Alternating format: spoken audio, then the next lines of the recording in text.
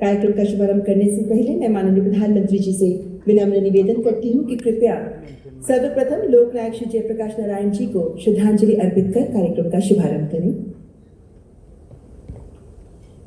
भारत रत्न से सम्मानित लोकनायक जयप्रकाश नारायण जी की 8 अक्टूबर को पुण्यतिथि थी। संपूर्ण क्रांति के उद्घोषक लोकनायक जयप्रकाश नारायण, जिन्होंने सत्ता नहीं बल्कि जनता की चेतना को अपना लक्ष्य बनाया। अब देश भर के किसानों को आत्मनिर्भर, गौरवशाली और समृद्ध बनाने को प्रतिबद्ध माननीय प्रधानमंत्री जी का पुनः करतल ध्वनि से अभिनंदन करें।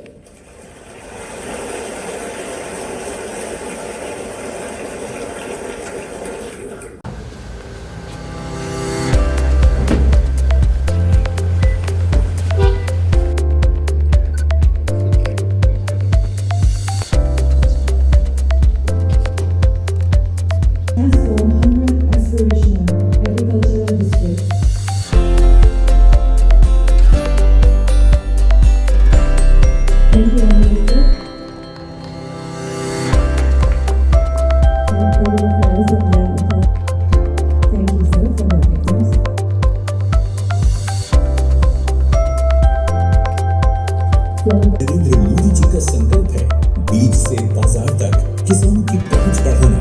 देश के अन्नदाताओं के लिए भारत सरकार ने जुलाई 2020 में एग्रीकल्चर इंफ्रास्ट्रक्चर फंड योजना की शुरुआत की थी, जिससे कृषि क्षेत्र को भरपूर लाभ मिल रहा है।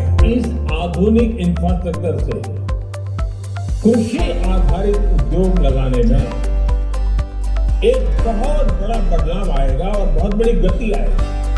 साथियों, अब हम उस स्थिति की तरफ बढ़ रहे हैं जहां गांव के कृषि उद्योगों से फूड आधारित उत्पाद शहर जाएंगे और यही तो आत्मनिर्भर भारत अभियान का संकल्प है।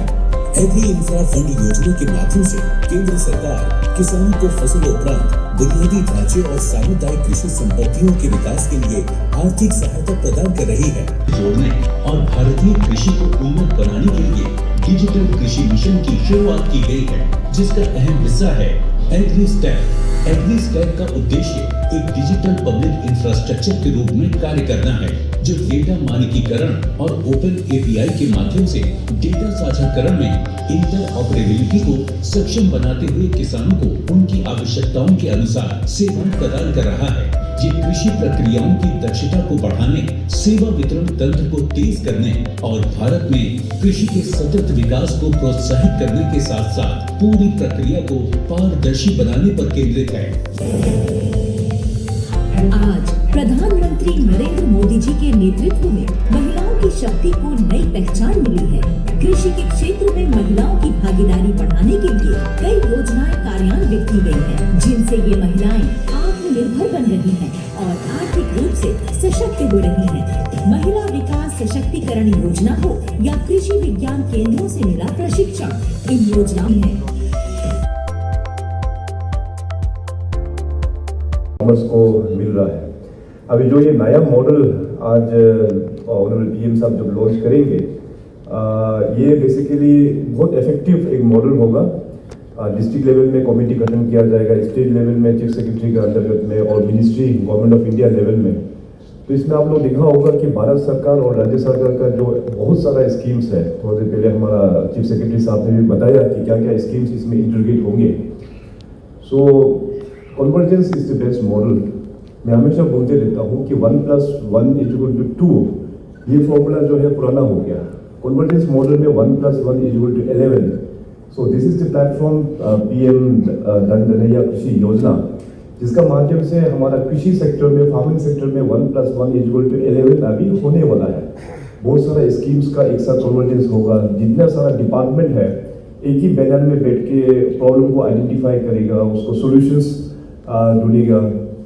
तो ये I think it is going to be a very effective model. और अरुणाचल प्रदेश के लिए अंजो डिस्ट्रिक्ट का सिलेक्शंस हुआ है बोल के बताया है। मगर मेरा ये निवेदन होगा एग्रीकल्चर डिपार्टमेंट को, इस मॉडल को हर एक डिस्ट्रिक्ट में उसको इम्प्लीमेंट करना चाहिए। We shouldn't just leave it for NGOs alone. Agriculture sector में कई सारा खास करके सियांग बेल्ट में जितने भी जो डिस्ट्रिक्ट्स है वो लोग बहुत प्रोएक्टिवली एग्रीकल्चर के साथ में जुड़ा हुआ है। तो हर एक डिस्ट्रिक्ट में इस मॉडल को हम लोगों को रोल आउट करना चाहिए।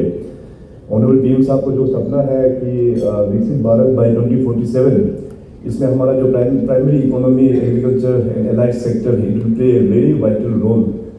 सो उसको देखते हुए राज्य सरकार ने भी अपना आत्मनिर्भर स्कीम इतना सारा निकाला हुआ है, उससे काफ़ी फ़ायदा लोगों को मिल रहा है। सो धीरे धीरे मैं ओवर द इयर्स देख रहा हूँ कि फार्मिंग सेक्टर में अभी हमारा जो यंग एंटरप्रेनर्स, जो यंग ग्रेजुएट लोग हो गया, एज एन एंटरप्रेन्योरशिप एग्रीकल्चर और एलाइड सेक्टर्स में वो लोग अभी इंटरवीन वो लोग आ रहे हैं। वो लोग दिस वेरी वेलकमिंग स्टेप, तो उसको हम लोग हमेशा प्रमोट करना चाहिए। एक और सजेशन में चीफ सेक्रेटरी साहब और एग्रीकल्चर डिपार्टमेंट को मैं रखना चाहेंगे अपने ओर से, क्योंकि हमारे स्टेट का सबसे बड़ा चैलेंज होता है कि मार्केट एक बड़ा एक इशू होता है। तो गवर्नमेंट का इंटरवेंशन के कारण से आज अरुणाचल प्रदेश में हमारा जितने भी जो आर्मी, यहाँ पे इतना ह्यूज पॉपुलेशन में आर्मी है, इतना सारा हमारा ITBP